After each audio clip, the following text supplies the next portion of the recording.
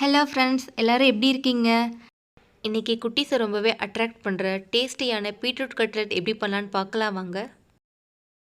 முதல்ல ஒரு கடாயை ஹீட் பண்ணி அதில் 1/4 டீஸ்பூன் பட்டர் சேர்த்திக்கோங்க.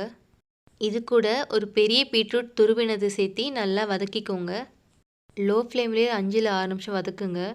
அரை வேக்காடு வெந்தால் போதும். பீட்ரூட் நல்லா வதங்கிருச்சு. இதை அப்படியே ஆற விட்டுருங்க. அடுத்து ஒரு மிக்சிங் பவுலில் ஒரு பெரிய வெங்காயம் நறுக்குனது, இஞ்சி பூண்டு விழுது 1 டீஸ்பூன், 2 பச்சை மிளகாய் நறுக்குனது, 1/4 கப் கருவேப்பிலை, 1/4 கப் கொத்தமல்லி எல்லாம் சேர்த்திக்கோங்க. ஒரு உருளைக்கிழங்கு வேக வச்சு எடுத்துருக்கேன், அதே சேர்த்திக்கலாம். கூடவே நம்ம ஆற வச்சுருக்க பீட்ரூட், 1/4 டீஸ்பூன் உப்பு, 1/4 டீஸ்பூன் மிளகாய்த்தூள், 1/4 டீஸ்பூன் ஜீரகத்தூள் எல்லாமே சேர்த்து நல்லா கலந்து விட்டுருங்க. ஈரம் அதிகமாக இருந்துச்சுன்னா உங்களுக்கு வேணும்னா நீங்கள் கடலை மாவு கூட சேர்த்து பிசைஞ்சிக்கலாம். எல்லாம் நல்லா கலந்து விட்டாச்சு. இப்போ எடுத்து இது கட்லெட் மாதிரி ஷேப்பில் திரட்டிக்கலாம். நிறைய குட்டீஸுக்கு பீட்ரூட் பொரியெல்லாம் சாப்பிட மாட்டாங்க. அவங்களுக்கு இந்த மாதிரிலாம் கொடுத்தீங்கன்னா ஈஸியாக கவர் பண்ணிடலாம். அவ்வளோதான், கட்லெட் திரட்டியாச்சு.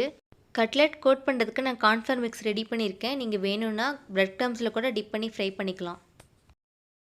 நான் இன்றைக்கி ஷாலோ ஃப்ரை தான் பண்ணுறேன். நீங்கள் வேணும்னா டீப் ஃப்ரை கூட பண்ணிக்கலாம்.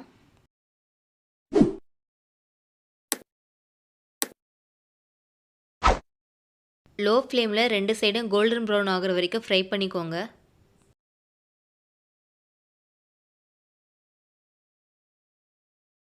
அவ்வளோதாங்க, ரொம்ப டேஸ்டியான கட்லெட் ரெடி ஆயிடுச்சு. இது எப்படி இருக்குன்னு வீட்டில் ட்ரை பண்ணிவிட்டு ஃபீட்பேக் சொல்லுங்கள். இதே மாதிரி இன்ட்ரெஸ்டிங் ரெசிபிஸ் வேணும்னா என் சேனலை லைக் பண்ணுங்கள், ஃபாலோ பண்ணுங்கள், மறக்காமல் சப்ஸ்கிரைப் பண்ணுங்கள். தேங்க்யூ.